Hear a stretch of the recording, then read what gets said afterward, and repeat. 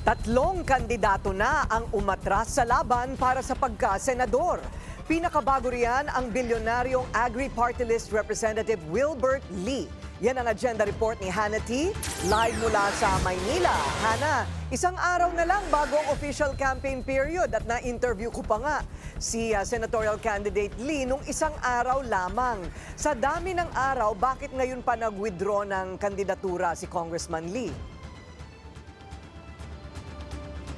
Corina, sabi ni Agri-Party List Representative Wilbert Lee, timing lang daw umano ito na isang araw na lang ay kampanya na dahil itong weekend daw niya lubusang pinagnilayan ang kanyang desisyong umatras. Yan ay matapos niyang magkaroon ng intense consultation umano sa kanyang ground leaders at supporters para sa midterm elections.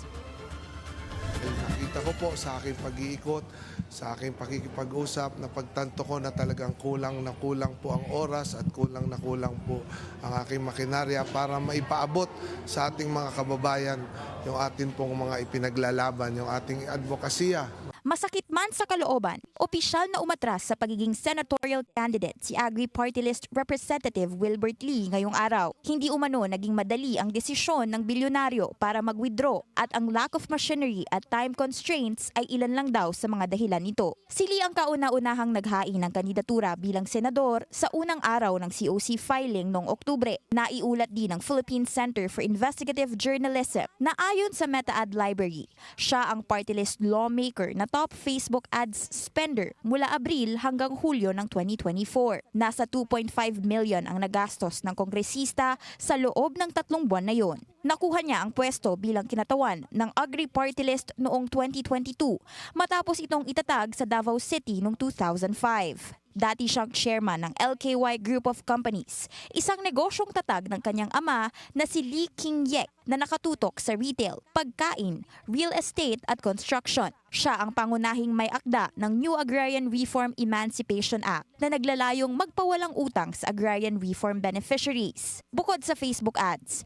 meron ding naging billboards at tarpaulin si Lee na sinabi niyang hindi niya naman pinanghinayangan ang naging gastos dahil para naman daw ito sa kanyang health and agriculture advocacies. Hindi lang din daw kasi campaign expenses ang mahalaga sa pagtakbo at marami pa umanong lugar ang hindi naaabot ng kanyang kampanya. Hindi na muna inihayag ni Lee ang opisyal na numero ng kanyang mga nagastos. Hindi ko pa nakukwenta lahat magkano, kasi sabi ko nga sa inyo, kahapon lang actually, natin talaga na pagpasiyahan after nung masusing pagninilay, pag-iisip. May 4 na buwan pa raw siyang natitira bilang Agri-Party List Representative at tututukan at babantayan daw ng partido ang panawagan nito sa Kongreso kaugnay sa libreng pagpapagamot para sa lahat. Nilinaw pa nito na hindi siya tatakbo bilang nominee ng partido. Ang kanyang asawa na si dating Congresswoman Delphine Lee ang first nominee nito sa midterm polls. Pabiru pang sinabi ni Lee na balik bahay muna raw siya pagkatapos ng termino niya sa Kamara. Na-miss ko po yun, Kaya siguro ngayon gusto kong bumalik sa pagiging Speaker of the House. Mas magaling po, mas maganda po yun. Mas masarap maging Speaker of the House.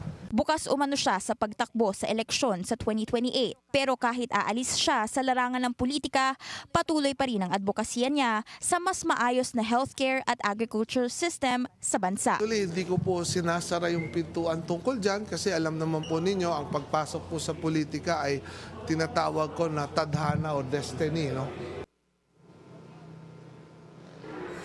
Corina, bagamat naantala ang ballot printing noong may naunang umatras na 2 senatorial bets na sina former Governor Chavit Singson at internet personality Francis Leo Marcos, kinumpirma kanina ni COMELEC Chairman George Garcia na this time hindi na maaantala ang ballot printing at magiging stray votes o di mabibilang lahat ng botong mapupunta kay Congressman Lee. At as of today, nasa 20 million na ang printed ballots para sa midterm polls. Corina. Sorry, para lang malinaw, Hannah, nandun pa rin ba ang pangalan ni Congressman Lee sa balota? Yes, Corina, tama yan. Nandun pa rin ang pangalan ni Congressman Lee sa mga balota at maging dun sa 20 million na printed ballots. At kung sakali mang merong bumoto sa kanya, makoconsider yon bilang stray votes o hindi mabibilang. Corina. Naku, parang kauna-unahang pagkakataon mangyayari yan. Ano kaya ang no? Ano kaya ang magaganap? Dapat may information campaign, sayang ang boto. Kung sakali. Anyway, ano ba ang sinabi ni Agri Party List Representative Lee? Mayroon ba siyang mga i-endorsong senatorial candidate kung sakali? Actually, Corina, meron siyang binanggit na susuportahan niya ang kanyang party mate na si Doc Willie Ong dahil parehas sila ng partido. At kanina rin, no, actually one day before the official campaign period, nagtalaga na rin ang COMELEC ng ad interim appointment ng dalawang bagong COMELEC commissioners, si Pangulong Bongbong Marcos Jr. ang nagtalaga. Yan ay matapos magretiro ni na dating COMELEC Commissioner Marlon Casquejo at Socro Inting noong February 2. Ang una ay si newly appointed Commissioner Norina Tangaro Kasingal na 27 years nang naglingkod sa komisyon at 6 years siyang naging direktor ng Law Department nito. At ang ikalawa naman ay si Commissioner Noli Rafol Pipo na lagpas 3 dekada nang naglilingkod sa COMELEC at halos 2 dekadang Regional Director ng Region 1. Actually, kinatuwa ito ni COMELEC Chairman George Garcia dahil parehong silang galing sa COMELEC ranks at una na kasi itong hiniling ni Chairman George Garcia na sana raw ay isang babae at lalaking naglilingkod na sa komisyon ang papalit doon sa retired commissioners. Lahat yan, Corina, after din umatras ni Congressman Lee. Corina. Day 1 na ng kampanya for national bukas. May mga bagong paalala ba ang COMELEC sa mga kandidato? Actually, Corina, hanggat maaari daw sana ay gamitin na election paraphernalia o campaign materials ng mga kandidato ay eco-friendly. Ibig sabihin, sana iwasan nila yung toxic materials katulad ng plastic tarpaulins at kasama rin dyan ang mga lobo, confetti at mga banderitas. Magpapadala raw ng 3-day notice ang COMELEC sa mga kandidatong may mga illegal campaign material o may mga paraphernalia na hindi eco-friendly. At kapag hindi pa rin inalis, maaaring ma-disqualify ang kandidato. At kahit pa mismo hindi raw ang kandidato ang nagpaskil, dapat daw ay alisin pa rin ito. At sa ngayon, Corina, nakatutok na ang COMELEC sa pagkasa ng Operation Baklas at pagtanggal o ito yung mga pagtanggal ng illegal posters at iba pang campaign materials pagdating sa senatorial candidates at party list groups. At sinimulan na ito actually ng MMDA at bukas naman ito gagawin ng COMELEC kasabay ng pagsimula ng kampanya. Balik sa iyo, Ayun. Corina. Ano pa bang material na pwedeng gamitin dyan? Parang sako, siguro, ano? Basta ang plastic ay bawal.